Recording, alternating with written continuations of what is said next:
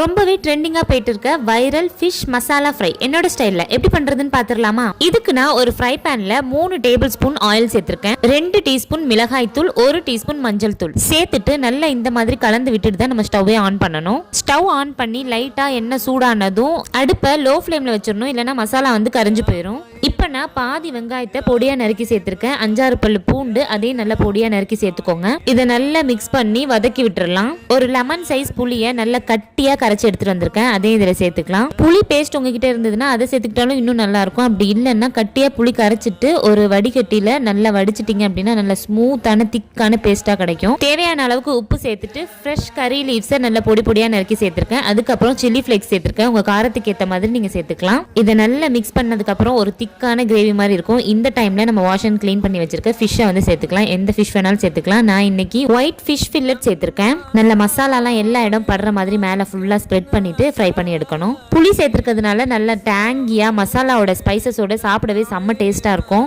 இது normal fish fry பண்ற மாதிரி டக்கு டக்குன்னு பொரிச்சு எடுக்காம நல்லா ஸ்லோவா குக் பண்ணீங்க அப்படின்னா மசாலா உள்ளெல்லாம் இறங்கி நல்ல டேஸ்டா கிடைக்கும். ஸோ அவ்வளோதான், ஒரு சூப்பரான ஃபிஷ் மசாலா ஃப்ரை ரெடி ஆயிடுச்சு. இது சூடான சாதத்துக்கு சேர்த்து பிசைஞ்சு சாப்பிடும் போது அப்படி இருக்கும். கண்டிப்பா இதை இன்னும் ட்ரை பண்ணாதவங்க ஒரு தடவையாவது ட்ரை பண்ணி பாருங்க. கண்டிப்பா எல்லாருக்குமே ரொம்ப பிடிக்கும். ஸோ இந்த வீடியோ உங்களுக்கு பிடிச்சிருந்தது அப்படின்னா எம்மி ஃபுட்டிக்கு சப்ஸ்கிரைப் பண்ணிக்கோங்க. தேங்க்ஸ் ஃபார் வாட்சிங்.